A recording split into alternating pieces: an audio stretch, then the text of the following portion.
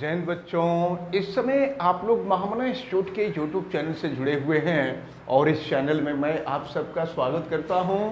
आज हम लोग class 9th mathematics Hindi medium NCERT book के 6 चैप्टर रेखाएं एवं कोण यानी लाइंस एंड एंगल्स के प्रश्नावली 6.2 के क्वेश्चन नंबर 3 को देखने जा रहे हैं। आप बुक खोलें और क्वेश्चन नंबर 3 को देखें।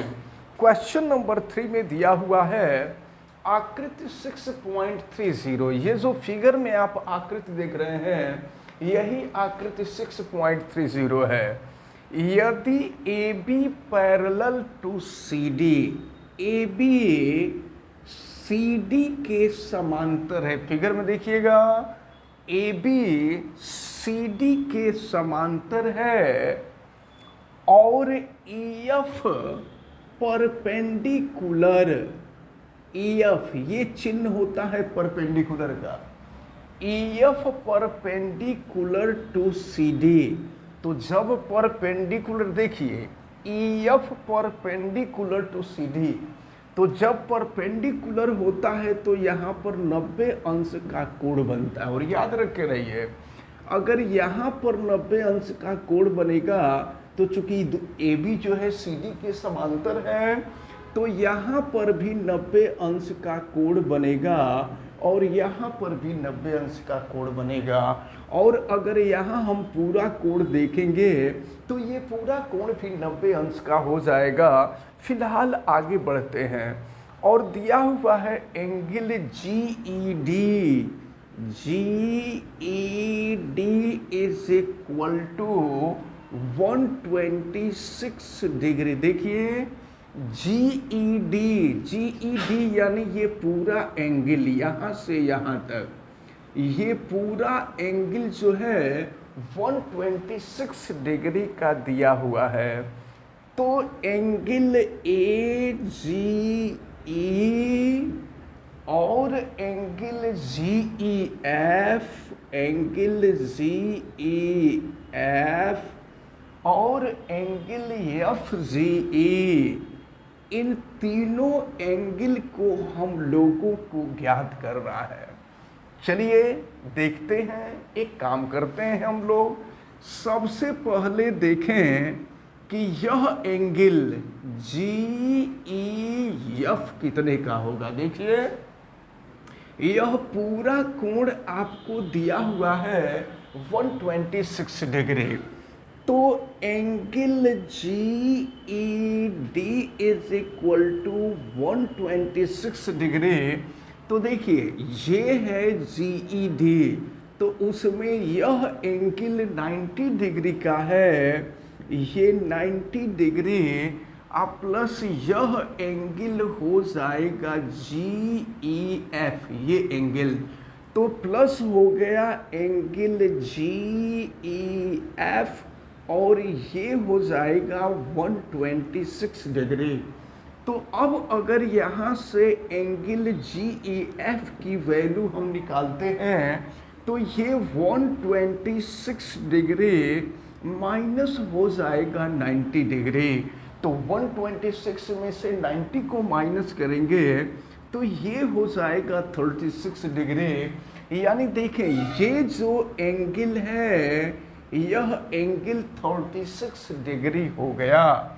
अब इसके बाद हम लोग एंगल देखें, एंगल FGE, देखिए इसको हम ज्ञात करें। एंगल FGE जरा यहाँ आपको ध्यान देना है, ये GFE त्रिभुज है और आपको मालूम है कि त्रिभुज के तीनों अंतःकोणों का योग 180 अंश होता है।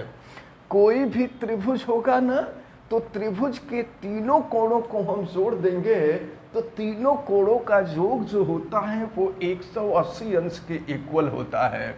तो चलिए देखिए हम यहाँ करते हैं, यह एंगल 36 डिग्री प्लस ये एंगल है 90 डिग्री और प्लस ये एंगल जो है यह FGE है।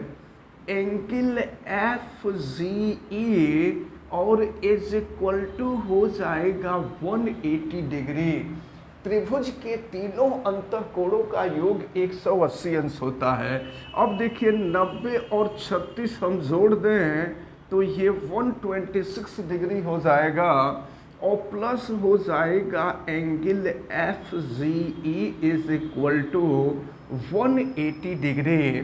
तो फिर यहाँ से एंगल एफ जी ई की वैल्यू फाइंड करेंगे तो ये 180 और माइनस हो जाएगा 126 डिग्री।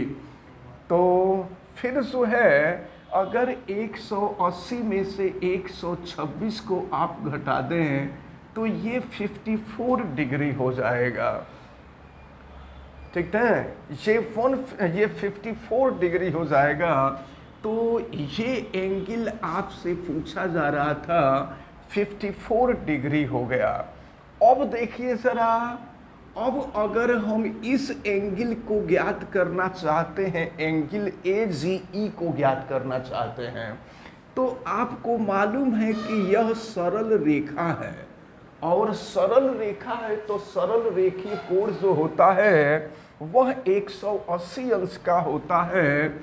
यानी angle A G F is equal to हो जाएगा 180 डिग्री।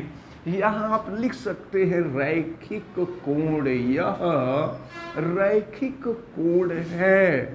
फिर देखिए ए जी एफ को क्या लिख सकते हैं, ए जी एफ को angle A G E, angle A G E और प्लस ये एंगल है 54 डिग्री और फिर ये है आपका 180 डिग्री।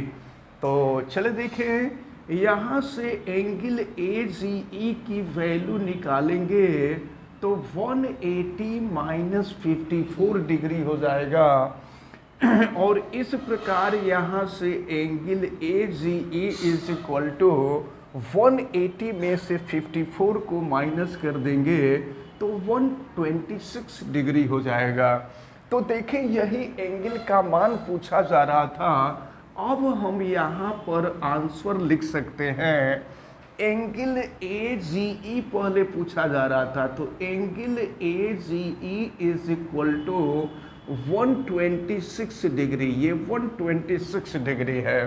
फिर एंगल आपसे जी ई एफ पूछा जा रहा था, यहाँ हम लिख देते हैं एंगल जी ई एफ।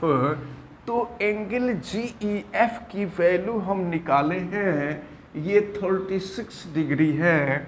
और फिर एंगल एफ जी ई की वैल्यू पूछी जा रही थी, यहाँ लिख देते हैं एंगल एफ जी ई और देखें एंगल एफ जी ई की वैल्यू निकली थी 54 डिग्री। तो इस प्रकार ये जो क्वेश्चन नंबर 3 था, ये क्वेश्चन नंबर 3 का हम लोगों का आंसर रहा। अब हम लोग क्वेश्चन नंबर 4 को देखते हैं। क्वेश्चन नंबर 4 में दिया हुआ है आकृति 6.31। ये जो आकृति आप देख रहे हैं ये 6.31 है में PQ, देखिए ये PQ है, PQ parallel to ST। PQ जो है ST के पैरेलल है और दिया हुआ है angle PQR is equal to 110 degree and angle RST is equal to 130 degree. तो एंगल QRS, देखिए एंगल QRS इसी एंगल के बारे में पूछ रहा है। तो जानते हैं हम क्या करें, हम R से दोनों तरफ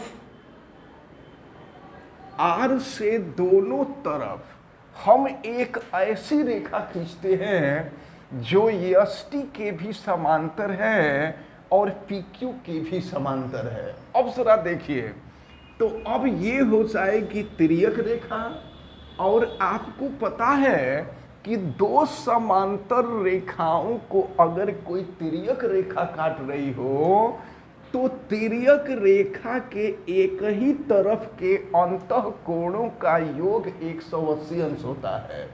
यानी यह angle 30 degree plus angle S are, और इसका कुछ नाम भी हम रख दें, ए बी रख दे रहे हैं। तो देखें एंगल एस और बी, एंगल एस और B is equal to 180 degree. तो एंगल एस और B is equal to 180 minus 130 degree. तो angle S R B is equal to 180 में से 130 माइनस कर देंगे तो ये हो जाएगा 50 डिग्री। देखिए ये 50 डिग्री हो गया। अब इसके बाद जरा ध्यानपूर्वक देखें, अब बिल्कुल वही सिद्धांत यहाँ पर भी काम करेगा। ये पी क्यू और ए आर दोनों एक दूसरे के समांतर हैं, और ये तिर्यक रेखा क्यू आर तिर्यक रेखा है। तो समांतर रेखा के तिर्यक रेखा के एक ही ओर के कोणों का योग 180 अंश होता है, यानी इस कोण और इस कोण का योग जो होगा वो 180 अंश के बराबर होगा। यानी 110 degree plus angle Q R A, angle Q R A is equal to हो जाएगा 180 डिग्री। तो एंगल क्यू आर ए की वैल्यू हम निकालेंगे तो 180 माइनस 110 माइनस कर दीजिए 70 डिग्री हो जाएगा। तो ये एंगल हो गया 70 डिग्री। और ज़रा देखिएगा यही एंगल पूछा जा रहा है, तो ये पूरा एंगल जो होगा वो 180 का होगा। तो अब हम निकालते हैं angle A R B, angle A R B is equal to 180 degree, क्योंकि ये रैखिक कोण है। तो अब देखिए ए आर बी यहाँ पर ये 70 डिग्री होगा, प्लस ये एंगल हो जाएगा क्यू आर एस, प्लस ये एंगल है 50 डिग्री इज इक्वल टू हो जाएगा 180 डिग्री। अब इन दोनों को जोड़ दे 70 और 50, ये 120 degree plus angle Q R S is equal to 180 degree हो जाएगा। और यहाँ से एंगल क्यू आर एस की वैल्यू निकालें तो 180 डिग्री माइनस 120 डिग्री, तो माइनस कर दीजिए तो ये हो जाएगा 60 डिग्री। ये एंगल 60 डिग्री हो गया। और यही आपसे एंगल क्यू आर एस की वैल्यू पूछी जा रही थी, तो Q R S is equal to 60 degree हुआ। ये क्वेश्चन नंबर 4 हम लोगों का सॉल्व होता है। हमें उम्मीद है कि ये दोनों क्वेश्चन आप लोगों को बहुत अच्छी तरह से समझ में आए होंगे। आप वीडियो को लाइक ज़रूर कीजिएगा, और अगर किसी प्रकार की कोई दिक्कत समझ में आती है तो आप हमें कमेंट करके बतावें। आप बेल आइकन को भी प्रेस करें तथा वीडियो को मैक्सिमम स्टूडेंट तक शेयर करें। अगर कोई दिक्कत समझ में आती है तो आप हमें कमेंट करके बतावें। आप सभी लोगों का बहुत बहुत धन्यवाद। जय हिंद।